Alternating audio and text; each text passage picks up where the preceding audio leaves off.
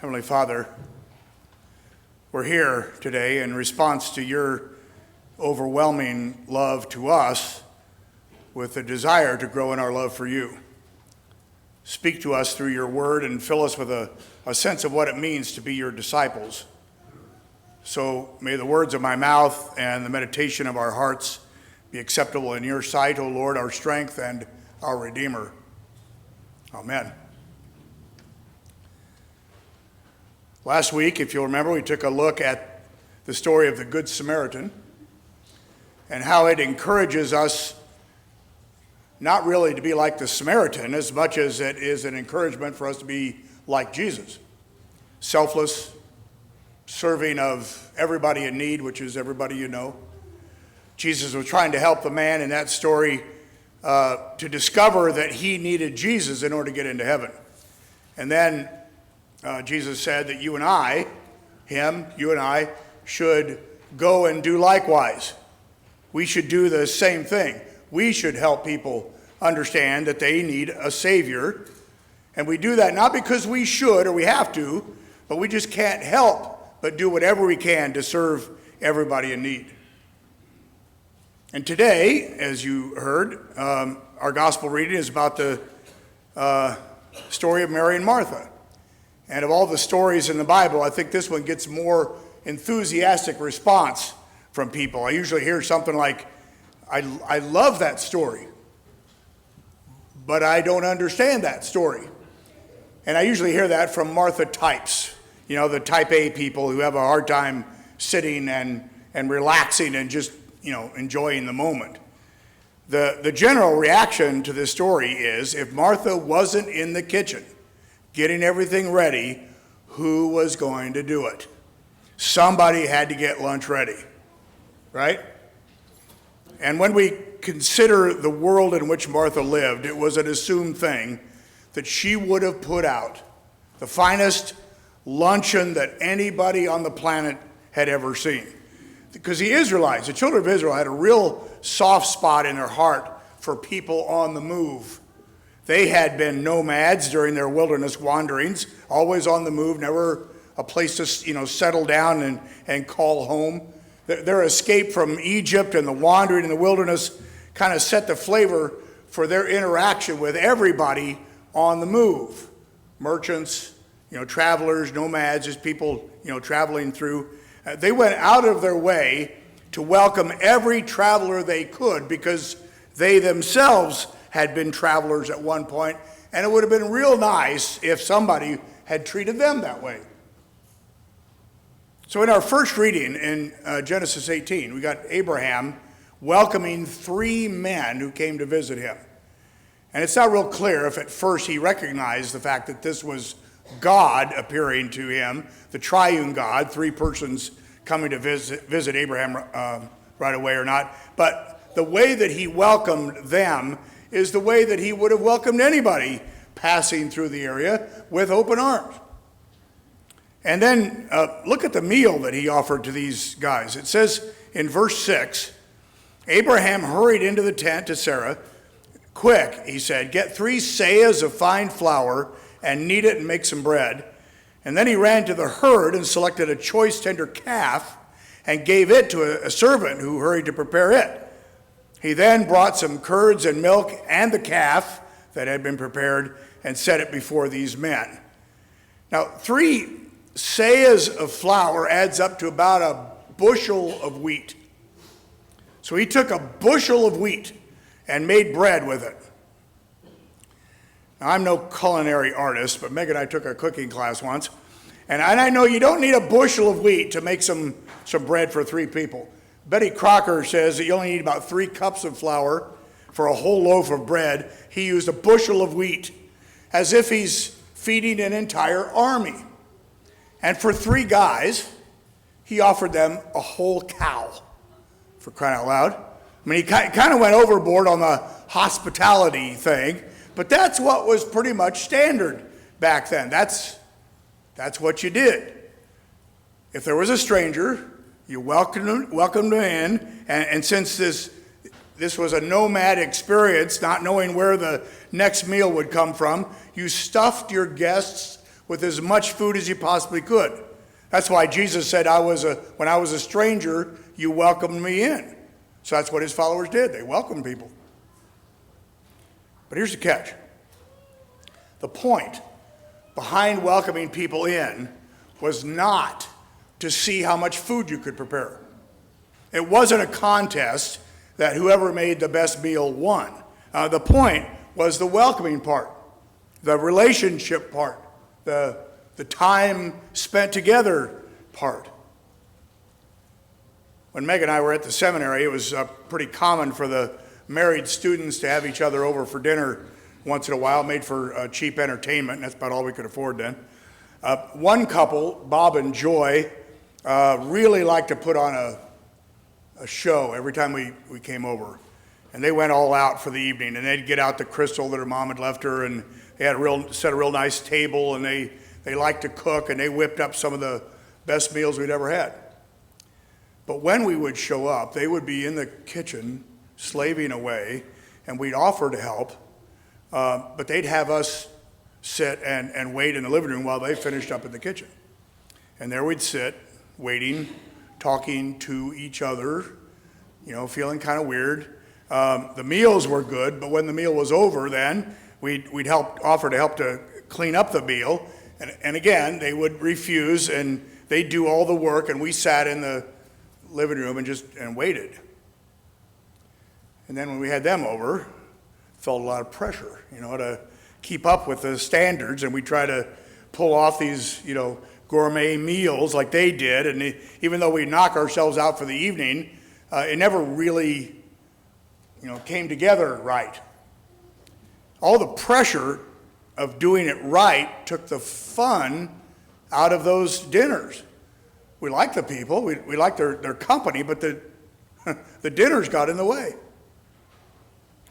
There's another couple, Marty and Linda, who we had meals together with too, but it was a whole other relationship. With them, it was a whole lot more like they did, spontaneous. Even though we knock ourselves out for the evening, Saturday afternoon, they call us or we call them. We really, just decide to get together, and whoever was driving would stop at the store on the way over and pick up something at doing it right. Store at the hot dogs or something, and then we get together and we'd cut up the veggies together, and then we'd set the table together, and we'd grill the hot dogs together, and then we eat our simple meal together, and then we clear the table together, and we spend the rest of the evening together playing games or something. And we enjoyed their company, but in their situation, the meals didn't get in the way. We had meals together. In fact, the meal made the evening even better. In our story with Mary and Martha, we got those two ways of entertaining. Mary had the laid-back approach of Marty and Linda, and she was sitting at the feet, enjoying his company, thinking, we'll figure out something to eat, maybe hoping Jesus would help with getting the dinner ready, knowing that the meal itself was not as important as the time with Jesus. Martha shared the all-out approach of Bob and Joy. She was knocking herself out to get this meal ready for Jesus and all his disciples, because they were there too. And instead of the meal becoming something that would bring people together in a time of fellowship and love, it drove a wedge between these two sisters and between Martha and Jesus. In her defense, she was doing what anybody would have done back then, but it's not what Jesus wanted. Now, notice how Luke words the problem with Martha. He says in verse 40 that she is distracted by all her preparation. Notice Luke did not say that she's too busy. He did not say that she's overcommitted. The word that Luke uses is the word distracted. And that was a word that was used in a physical sense, actually being pulled or dragged away from something. And the implication behind Luke's words here is that Martha wanted to hear Jesus. That was her initial intent. But she was allowed to be prevented from doing that by this pressure of presenting the best hospitality. She felt like she could not sit at the feet of Jesus because of everything that she had to do. Now here's the question. Who said she had to do that? Who said she had to provide this high level of hospitality? It wasn't Jesus. Where did this voice come from in Martha's head that said she had to do this? Maybe it was her culture. That's how they were raised. Maybe it was the stereotypical role of women back then. Maybe it was a little voice inside her head. Maybe it was her mom inside of her head telling her that she should do this. Maybe this was her reputation, what she was known for. Because the name Martha comes from the Aramaic term mar, which means mistress. So she's the mistress of the house. She's the hostess. Maybe that's what she was known for being Martha. Maybe her name was Martha Stewart. At any rate, she's in the kitchen. She doesn't have to be in the kitchen. Jesus doesn't want her in the kitchen. But there she is, distracted by pride or fear or ambition or envy or anger. She's obeying some other voice. Now, Mary knew that adequate preparations had already been made. The lunch was ready. The table was set. I mean, she knew they could have used paper plates instead of grandma's china. I mean, they didn't need to do all of that extra stuff that Martha was all distracted by. But Martha is sure that after exchanging, a few pleasantries with Jesus, that Mary will come to help her with all of the details. But Mary doesn't come. And so Martha's work undergoes what might be called the amplification phenomenon. You know how this goes. You're emptying the dishwasher and your spouse is sitting on the couch, reading the newspaper, watching TV, doing nothing. And at first you don't mind because you're sure that they're going to join you, but they don't join you, and then you start to get mad. And as you get madder, you start to bang the plates on the counter with a little bit more authority. And you start to slam the cupboard doors shut so that the sound is clearly audible over the sound of the TV, whose volume keeps getting turned up louder and louder. And you want this other person to recognize their slothfulness, their self-centeredness, and to feel their guilt and to fall at your feet and learn from your work ethic.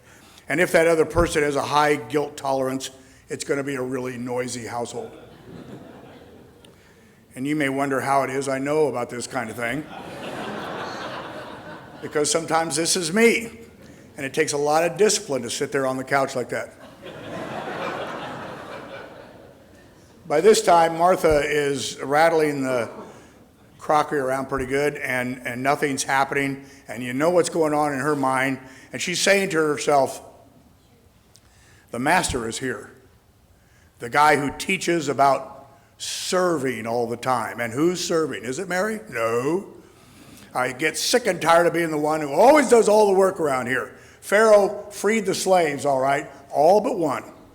All but one. But I think maybe that's just the point that Luke was trying to make here. Maybe you can cross a line where you can go from being busy to being distracted. Instead of a meal together, bringing people together, it can actually drive people apart. When the point of getting together is the meal and not the fellowship, you miss the point. Jesus was after relationships, close relationships, because the point wasn't the meal. The point was the time together. Don't let the meal get in the way of the relationships that the meal is intended to encourage. So what happened between Mary and Martha? The meal got in the way. In fact, the way that Luke words this, it's kind of cute. He made the point of telling us that how frantic things had gotten in the kitchen. With a clever use of the Greek, the English says it like this, but Martha was distracted by all the preparations. And in the Greek, for the word distracted, it uses the word to serve. And then on either side of the word serve, Luke put the words around. So it sounds like Martha's in the kitchen serving around and around and around, and she's running around in circles, all the while working up resentment against Mary for just sitting around while she does all the work. Martha was under the impression that she was the one serving Jesus, when the point that Jesus wanted to make is he was here to serve her. Martha thought she was the host and that Jesus was the guest, when in fact it was the other way around. Later on in Luke's gospel, we read about another meal where the people there might have had the same misunderstanding. At the Last Supper, Jesus sent out his disciples to prepare the room and to buy the food and to cook the meal. And when everything was ready, he sat down and he said, "I am among you as one who serves." Whenever we celebrate the Lord's Supper, it may appear as if the altar guild gets everything ready and that the pastors and the lay ministers and the assistants are the ones serving you. Here too, Jesus is among us as the one doing the serving. We call what we're doing here a worship service. And most of us think that what we're doing here is that we're serving God, when really it's Jesus serving us with his presence and with his promises. Luke's trying to make the point that Jesus did not need Martha's meal to survive. But what she needed was what Jesus was offering to sustain her life. He's serving up the good portion that must not be taken away. He's serving up his word, his teachings, his forgiveness, his life. He's serving up his body and his blood. Jesus is here serving himself to us. Don't forget who is the one doing the serving in our relationship with God. He's the one serving us. We don't serve to make God happy. God is already happy. When Jesus said, "Go and do likewise," he was hoping that you and I would so appreciate what Jesus has done for us that then that influences how we behave. Go live out there what we have learned about in here, what you have experienced in here, what you have received from Jesus himself in here. Jesus came here to serve us, not the other way around. Know Jesus so well, know yourself so well, that you can have good spiritual discernment and you can know when you should be in the kitchen serving and when you should be at the feet of Jesus learning. When he makes himself present in his word and through this meal, nothing should distract us from this. Nothing should keep us away from this, because nothing else is more important. He wants us to serve, but you can't serve like he serves if you don't spend time with him, if you don't grow in your passion and appreciation for what he's done for you and me. The point behind the story of the Good Samaritan and this one about Mary and Martha is that we are called by God to serve everybody. We are here to serve, but the important thing is that we serve like Jesus serves, like he serves us, selflessly, passionately, willingly, with grace and with generosity. Be careful not to be so selfless in serving other people and caring for the needs of other people that you get distracted from the one thing needful, your walk with God. Put your walk with God first, because only then can you have the proper reason for serving, and then you can, in fact, go and do likewise, just like Jesus. Let's stand to pray about that.